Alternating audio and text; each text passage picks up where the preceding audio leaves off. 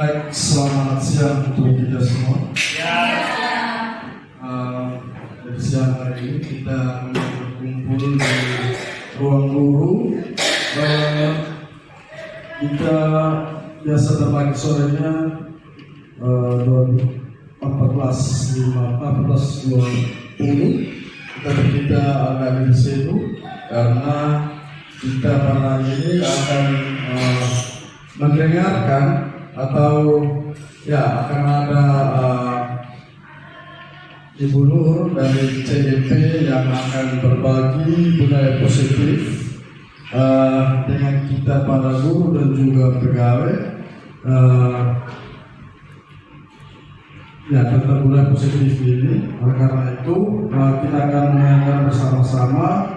Dan sebelum kita mendengarkan budaya positif yang akan dibacakan oleh Ibu Nur, terlebih dahulu kita akan mendengarkan pengantar dari pimpinan lembaga dalam hal ini diwakili oleh Ibu Kawal Kurikulum. Karena itu waktu dan tempat kami persilakan untuk Ibu Kawal Kurikulum menyampaikan pengantarnya. Selamat siang untuk kita semua. Terima kasih atas kesempatan yang diberikan. Yang saya hormati Bapak Ibu guru dan pegawai yang sudah berkesempatan hadir pada siang hari ini. Sebelumnya saya menyampaikan permohonan maaf. Kegiatan ini sebenarnya dihadiri oleh Bapak Kepala Sekolah dan Bapak Wakil Kepala Sekolah, tetapi karena beliau berdua sedang ada kegiatan di luar, sehingga kita sendiri saya minta untuk sama-sama kita saling mendukung untuk kegiatan ini. Mari kita melihat hal-hal baik yang akan dibagikan oleh salah satu rekan guru kita yang pada saat ini sedang mengikuti program pendidikan guru penggerak. Jadi Bapak Ibu mohon dukungan, mohon partisipasi aktif dari kita semua untuk kelancaran kegiatan kita pada siang hari ini. Nah, terima kasih. Waktu selanjutnya saya serahkan ke Pak Moderator. Baik, terima kasih kepada Ibu Kawal Kurikulum yang sudah memberikan pengantar untuk kita memulai kegiatan kita pada sore hari ini, yaitu kegiatan berbagi budaya positif yang akan disampaikan oleh Ibu Nur. Oleh karena itu, waktu dan kesempatan langsung saya berikan kepada Ibu Nur untuk membagikan atau memberikan gambar informatif tentang budaya positif dari CGP Angkatan 11 Kota Kupang. Waktu dan tempat saya persilakan. Oke, baik, terima kasih Pak Juan untuk kesempatan yang diberikan. Saya mohon izin untuk berdiri. Baik, yang terhormat Ibu Kawal Kurikulum yang sudah berkesempatan hadir, yang saya hormati Bapak Ibu Kepala Urusan, Bapak Ibu guru dan pegawai yang juga sudah meluangkan waktu untuk bisa hadir pada kegiatan siang hari ini, yaitu tentang diseminasi pada modul 1.4 tentang budaya positif. Nah, jadi pada kesempatan kali ini saya ingin kembali mengulang materi yang sudah kita dapatkan pada saat kegiatan IHT yang sudah disampaikan oleh Ibu Di. Tetapi di sini saya hanya mencoba untuk mengingatkan kembali dan berbagi tentang apa yang saya dapat selama mengikuti kegiatan guru penggerak. Oke, baik, mungkin kita lanjut ke slide berikutnya. Baik, Bapak Ibu sekalian, bisa kita lihat bahwa awal yang akan saya sampaikan adalah tentang budaya positif. Nah, budaya positif di sekolah yaitu nilai dan kebiasaan di sekolah yang berpihak pada murid agar mereka dapat berkembang menjadi pribadi yang kritis, penuh hormat dan bertanggung jawab sesuai dengan profil pelajar Pancasila. Dengan demikian, salah satu tanggung jawab seorang guru adalah bagaimana menciptakan suatu lingkungan positif yang terdiri dari warga sekolah yang saling mendukung. Nah, mungkin di sini garis bawahnya adalah lingkungan yang positif itu adalah terdiri dari warga sekolah yang bisa saling mendukung, saling belajar, saling bekerja sama, sehingga menciptakan kebiasaan-kebiasaan baik. Nah, dari kebiasaan-kebiasaan baik yang kita lakukan akan tumbuh menjadi karakter-karakter baik warga sekolah kita. Dan pada akhirnya karakter-karakter dari kebiasaan-kebiasaan baik akan membentuk sebuah budaya positif. Nah, jadi Bapak Ibu sekalian, di sini konsep utama dari budaya positif itu ada 7. Yang pertama tentang perubahan paradigma baru, yang kedua tentang disiplin positif, yang ketiga tentang kebutuhan dasar manusia, yang keempat motivasi perilaku manusia, yang kelima posisi kontrol guru, yang keenam tentang keyakinan kelas, dan yang terakhir ketiga restitusi. Baik, Bapak Ibu sekalian, kita mulai dengan yang pertama, yaitu tentang perubahan paradigma baru. Nah, di sini dalam membangun budaya positif di sekolah, kita dapat menyediakan lingkungan yang positif, aman dan nyaman agar siswa mampu berpikir, bertindak, dan mencipta dengan merdeka, mandiri, dan bertanggung jawab. Nah, yang kedua, disiplin itu sangat berkaitan dengan kontrol guru terhadap siswa. Nah, ini beberapa miskonsepsi yang sering terjadi. Nah, miskonsepsi ini disampaikan oleh Dr. William Glasser. Yang pertama, ada miskonsepsi tentang guru itu bisa mengontrol murid. Sesungguhnya Bapak Ibu sekalian, kita tahu bahwa tentu kita tidak bisa mengontrol murid. Yang kedua, ada ilusi bahwa semua penguatan positif itu efektif dan juga bermanfaat. Nah, tidak semua penguatan positif yang kita berikan itu akan efektif dan juga bermanfaat. Lalu yang ketiga, ini sering terjadi, kritik dan membuat orang merasa bersalah dapat menguatkan karakter.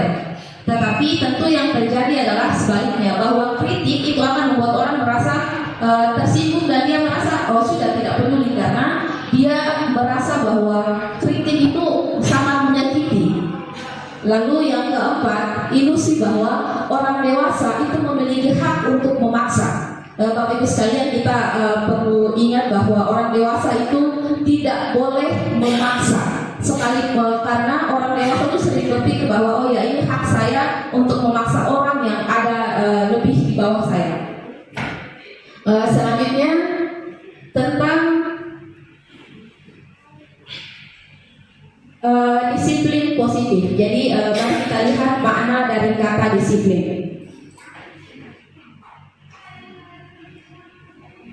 Ya, pertama-tama mari kita ketahui dulu tujuan pendidikan. Nah, kalau nanti Bapak Ibu juga akan mengikuti pendidikan guru penggerak, itu kita akan awali dengan modul tentang pendidikan menurut Ki Hajar Dewantara, dan itu akan berlangsung. Nah, pada modul 1.4 pun kita masih membahas tentang tujuan pendidikan menurut Ki Hajar Dewantara. Bapak Ibu bisa lihat tujuan pendidikan menurut Ki Hajar Dewantara adalah menuntun segala kodrat yang ada pada anak agar mereka dapat mencapai keselamatan dan kebahagiaan yang setinggi-tingginya, baik sebagai manusia maupun sebagai anggota masyarakat. Nah, oleh sebab itu, pendidik hanya dapat menuntun tumbuh dan hidupnya kekuatan kodrat yang ada pada anak, agar dapat memperbaiki lakunya, bukan dasarnya, hidup dan tumbuhnya keadaan kodrat anak. Nah, selanjutnya yang kedua, sebagai pendidik, kita diibaratkan sebagai petani. Nah, ketika awal-awal saya membaca tentang modul pendidikan menurut Ki Hajar Dewantara, ini adalah bagian paling menarik.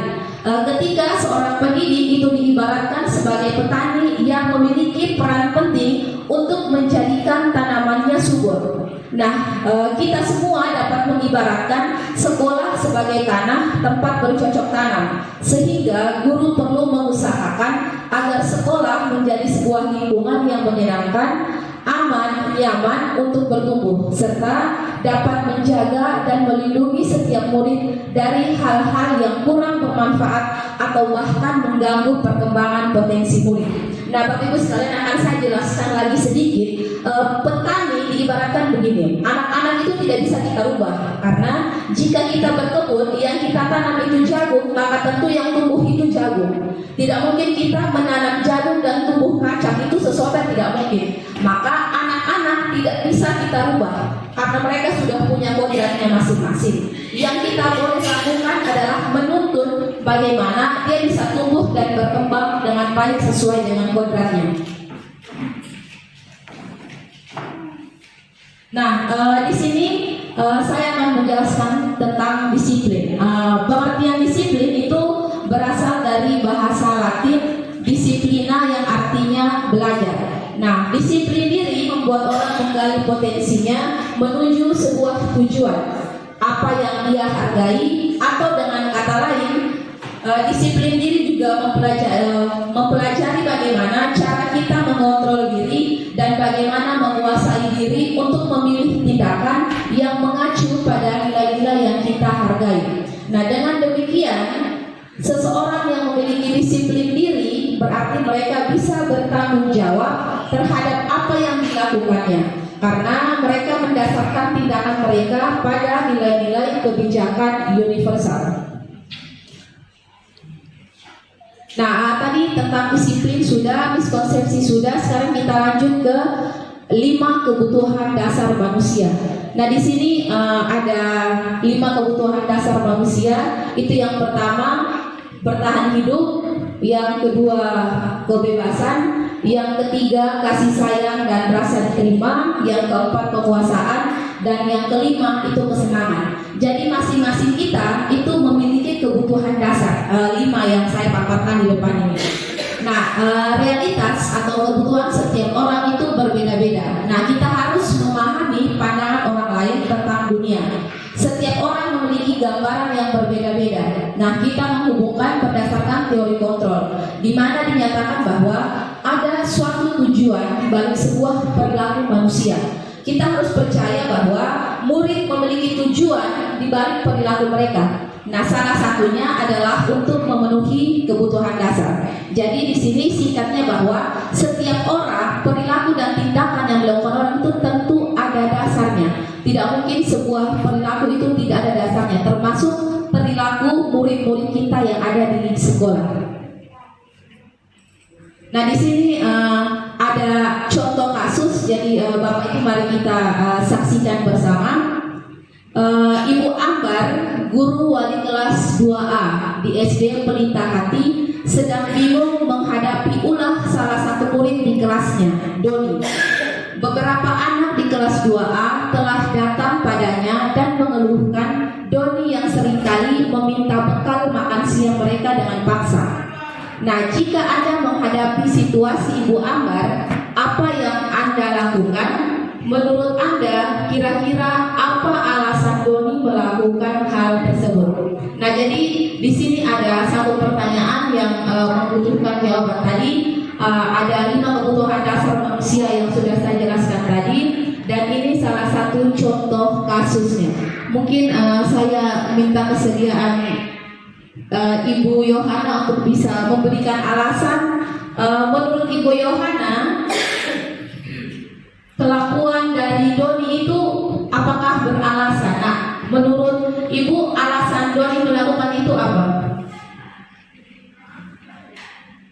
Oke, baik Ibu. Alasan yang berkaitan dengan Doni yang sering melakukan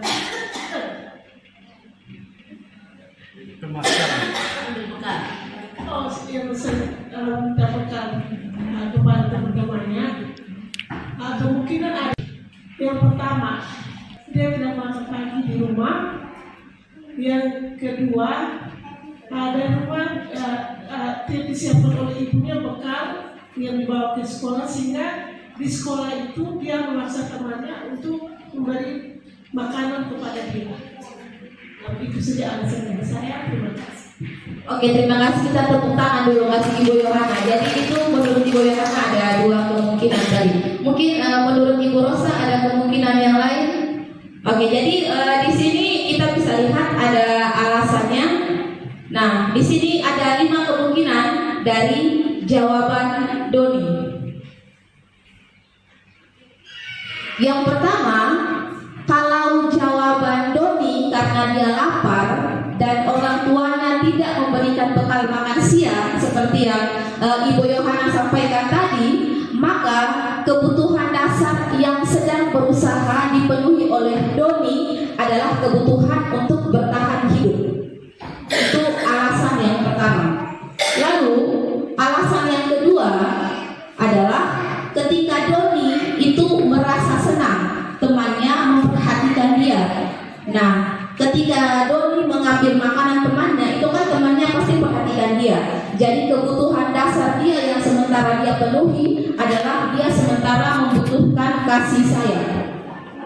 Tadi alasan yang pertama itu dia lapar, itu alasannya karena dia sementara memenuhi kebutuhan untuk bertahan hidup. Lalu alasan yang kedua, dia membutuhkan kasih sayang, sehingga dia sangat senang mengganggu teman-temannya ketika mengambil bekal dari teman-temannya. Lalu alasan yang ketiga itu dia merasa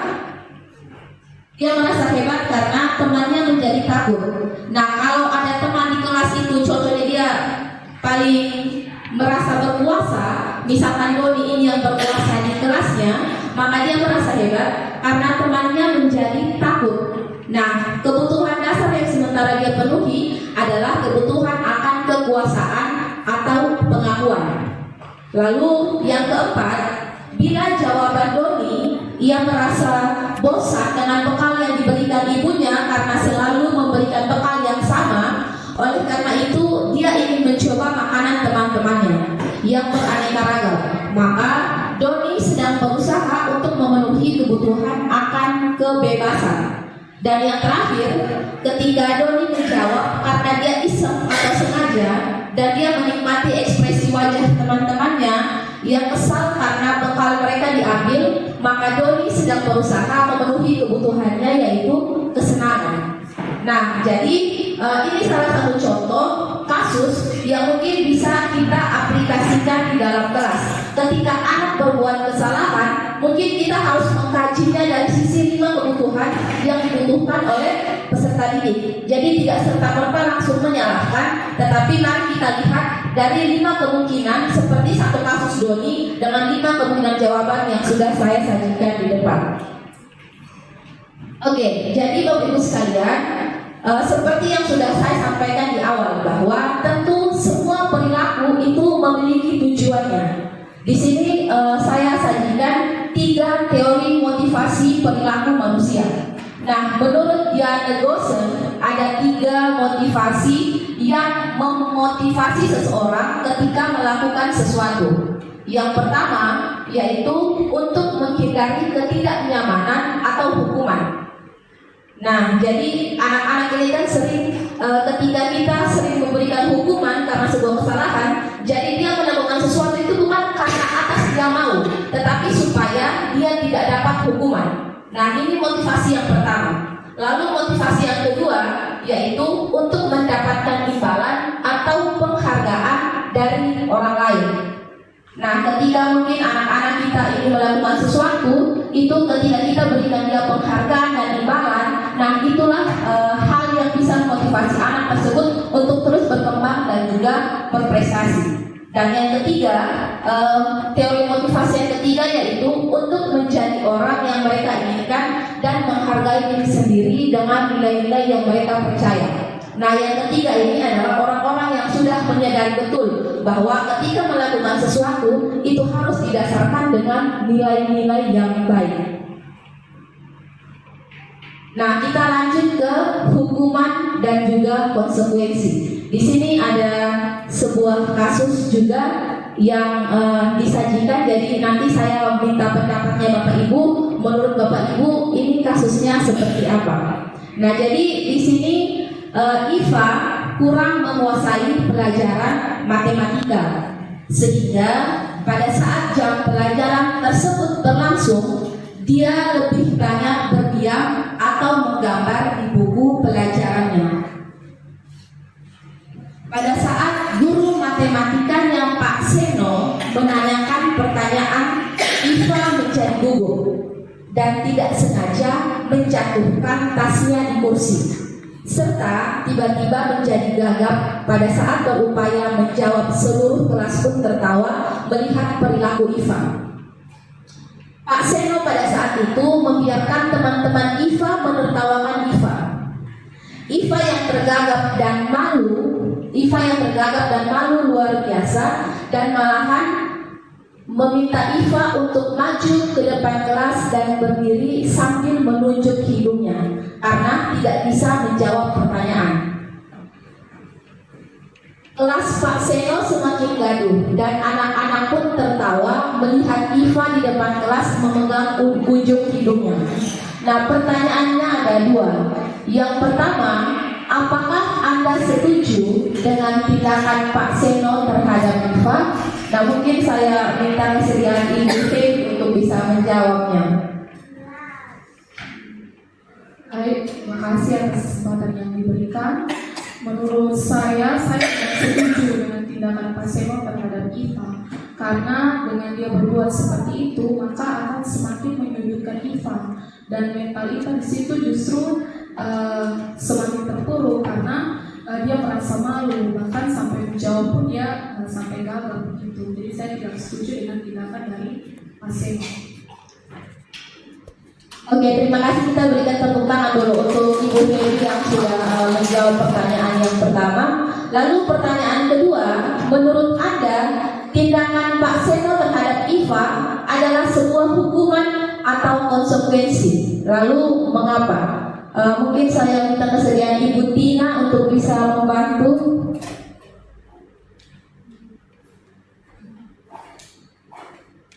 Ya, terima kasih. Kalau menurut saya ini merupakan hukuman yang diberikan oleh Pak Seno dan supaya teman-temannya Iva menertawakan dia.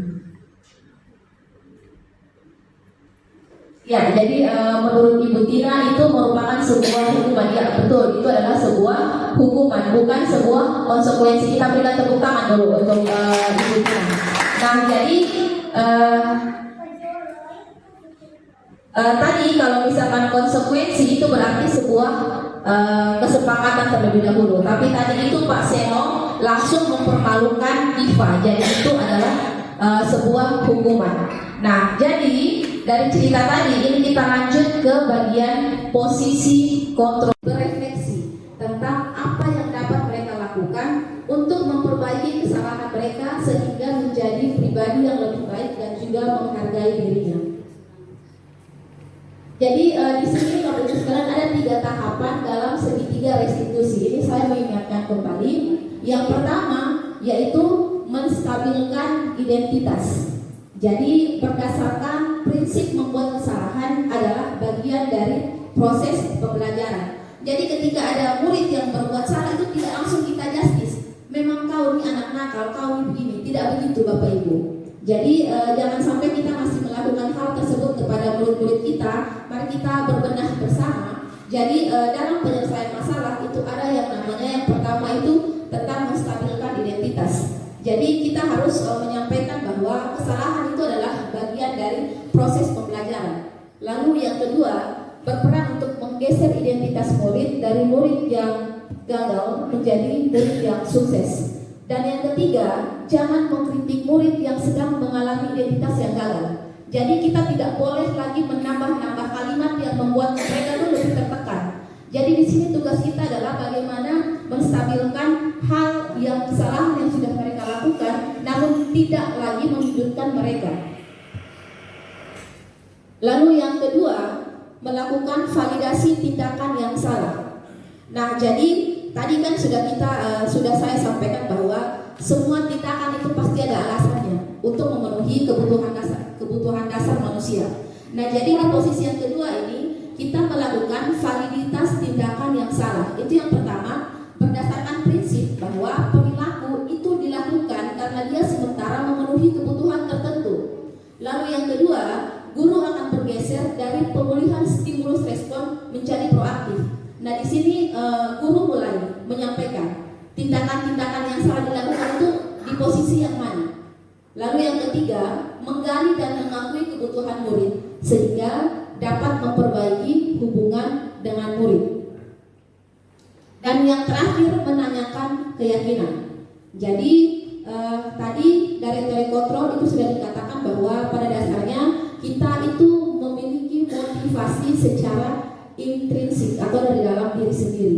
Dan yang kedua, saat perilaku telah divalidasi dan identitas sukses telah stabil, maka murid telah siap untuk menguatkan keyakinan dengan tindakan yang salah. Jadi ketika murid itu menghadapi permasalahan, yang pertama kita sampaikan dulu bahwa ini kesalahan itu bagian dari proses. Lalu yang kedua, mulai mengarahkan bahwa kesalahan yang dilakukan itu pada bagian A, B, C, dan D. Dan yang ketiga, kita mengingatkan bahwa keyakinan-keyakinan yang sudah kita lakukan dan yang harus dia ingat adalah hal seperti ini. Sehingga murid itu akan berubah dan juga dia akan jujur. Ketika kita selalu menekankan pada sebuah kesalahan tanpa menanyakan kebutuhan dasar yang sementara mereka butuhkan, maka tentu kita akan mendapati mereka yang tidak akan jujur dan akan bertahan pada perilaku tersebut. Nah, jadi di sini Bapak Ibu bisa kita lihat cara beberapa contoh kalimat tentang menstabilkan identitas, yaitu setiap orang pernah melakukan kesalahan dan kamu akan satu-satu, bukan satu-satunya yang pernah melakukan hal ini. Nah, ini contoh kalimat yang bisa kita gunakan ketika ingin menstabilkan identitas. Lalu contoh kalimat yang bisa kita lakukan, bisa kita ucapkan untuk memvalidasi tindakan yang salah, yaitu yang pertama, kamu tentu punya alasan mengapa melakukan hal tersebut. Lalu yang kedua, adakah cara yang lebih efektif untuk mendapatkan apa yang kamu butuhkan? Dan yang ketiga, yaitu menanyakan keyakinan. Nah, keyakinan kelas apa yang telah kita sepakati dan kamu ingin menjadi orang seperti apa? Jadi saya pikir kita harus terbiasa dan memulai untuk mengucapkan kalimat-kalimat positif untuk bisa menciptakan suasana yang positif ketika kita melakukan sebuah kesalahan. Nah, jadi ini ada hal-hal yang perlu diperhatikan dalam segitiga restitusi. Yang pertama, perilaku yang salah itu perlu dikaitkan dengan nilai-nilai atau keyakinan-keyakinan yang telah disepakati atau disetujui. Yang kedua, kesediaan orang yang melakukan kesalahan untuk memperbaiki kesalahannya. Jadi dia bersedia secara ikhlas dan ridho untuk memperbaiki kesalahannya. Yang ketiga, pemecahan masalah sebisa mungkin relevan atau memiliki hubungan masalah yang ada. Jadi kita tidak memecahkan masalah berdasarkan keinginan kita, tetapi harus sesuai dengan masalah yang ada. Lalu yang keempat, perlu adanya suatu usaha perbaikan dari pihak yang berbuat salah. Dan yang terakhir, perlu didedikasikan waktu dari pihak yang berbuat kesalahan. Tanyakan kapan akan memulai memperlakukan usaha untuk memperbaiki kesalahan. Nah, jadi di sini saya akan menyampaikan kesimpulan tentang peran saya dalam menciptakan budaya positif. Kita semua harus ingat bahwa seorang guru yang baik harus memiliki kemampuan dalam mewujudkan budaya positif di sekolah. Nah, budaya positif tersebut dapat dijalankan dengan menerapkan disiplin positif, memahami motivasi perilaku manusia berkaitan dengan hukuman dan penghargaan, posisi kontrol seorang guru, pembuatan keyakinan kelas atau sekolah, dan penerapan segitiga restitusi dalam penyelesaian masalah. Oke, jadi mungkin cukup sekian apa yang saya sampaikan, kurang dan lebihnya saya mohon maaf. Semoga hal-hal baik yang sudah kita pelajari dan kita pahami bisa kita lakukan bersama. Terima kasih. Bismillahirrahmanirrahim. Assalamualaikum warahmatullahi wabarakatuh. Waalaikumsalam warahmatullahi wabarakatuh. Oke, apa kabar semuanya hari ini? Alhamdulillah baik. Oke, alhamdulillah. Jadi sebelum memulai kelas hari ini, seperti biasa kita awali dengan berdoa. Oke, ambil sikap berdoa semuanya. Berdoa, mulai. A'udzubillahi minasyaitonirrajim. Bismillahirrahmanirrahim. Alhamdulillahi rabbil alamin. Waladhdallin. Amin. Amin ya rabbal alamin. Nah, jadi pada pertemuan hari ini dalam pelajaran pendidikan agama Islam, sebelum kita memulai pelajaran, kita harus membuat sebuah keyakinan kelas. Nah, di antara kalian berenam ini, adakah yang tahu atau pernah dengar tentang keyakinan kelas? Belum. Oke, kalau belum, Ibu jelaskan. Nah, keyakinan kelas itu berbeda dengan peraturan kelas. Nah, sudah pernah dengar peraturan? Sudah. Peraturan itu apa? Peraturan yang diatur oleh ibu. Oke, peraturan itu biasanya dibuat secara sepihak. Jadi, biasanya kalau ada peraturan berarti itu peraturan yang ibu buat untuk kalian taati. Nah, kalau keyakinan kelas itu dibuat bersama dan untuk ditaati bersama. Jadi kalau kita buat sama-sama berarti harus juga ditaati bersama-sama. Permasalahan-permasalahan dalam kelas yang biasa kita temui. Nah, itu kita tulis nanti hal-hal yang kita sepakati dalam keyakinan kelas yang tidak boleh kita buat selama jam pelajaran. Nah, sampai di sini mengerti? Mengerti. Nah, setelah ini Ibu bagi ke kalian sticky note, tulis hal-hal yang harus kita sepakati pada saat jam pelajaran. Misalkan tidak boleh mengantuk, tidak boleh tidur, tidak boleh makan. Sudah? Sudah ibu. Mengerti ya? Mengerti. Nah, sekarang Ibu bagi sticky note, satu orang tulis 2.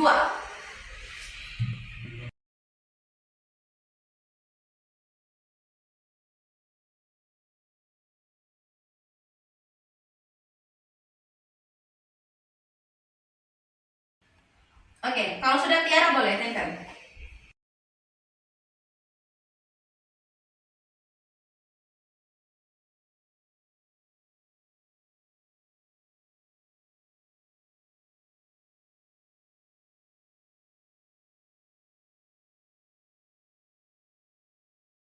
Sudah ada masing-masingnya ada dua kan? Totalnya 12. Nah, sekarang satu orang bantu Ibu dulu. Ini Saya. Farel. Ya, Farel dan Ridwan sini. Jadi satu orang baca 3 sticky note di atas, satu orang baca 3 sticky note di bawah. Oke.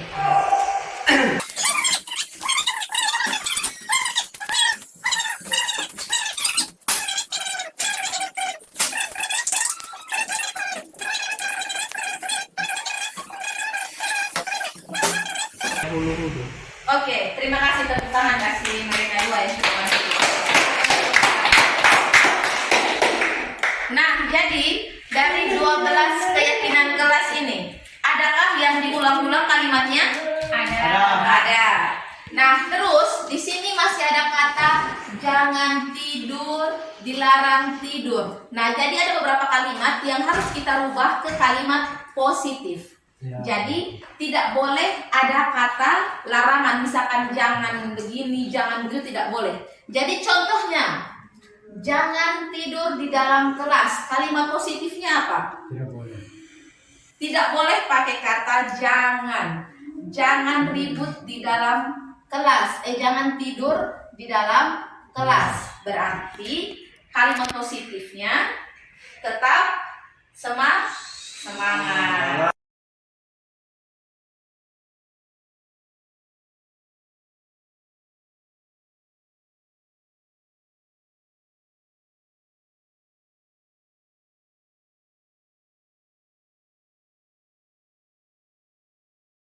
Nah, jadi karena kita sudah sama-sama membuat keyakinan, maka kita juga harus sama-sama menandatanganinya.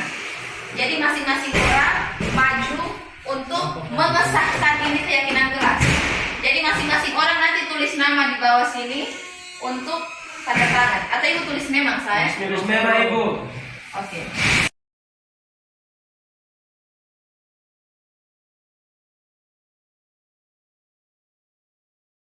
Oke, mari Farel, tanda tangan. Oke, selanjutnya Tiara. Kita panggil yang ketiga. Siapa ibu? Tiga apa? Fani. Mama. Kita panggil. Oke, Tiara. Rani. Jangan di. Ya, ini bagus. Oke, Zaki. Ya, terakhir. Ridwan.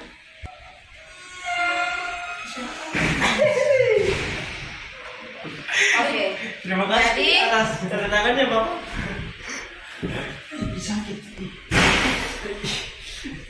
Sudah ya, tanggal berapa hari ini? 28 28 08 2024 tahun 1. 2024 Hari Rabu. 4. Jadi kita sudah membuat keyakinan kelas.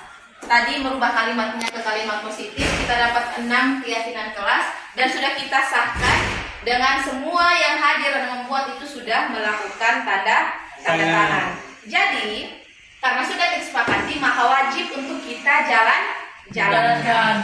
Oke, jadi kita tepuk tangan dulu untuk kita semua memberikan kesepakatan ini. Terima kasih. Kita lanjut kepada pelajaran kita hari ini. Assalamualaikum warahmatullahi wabarakatuh.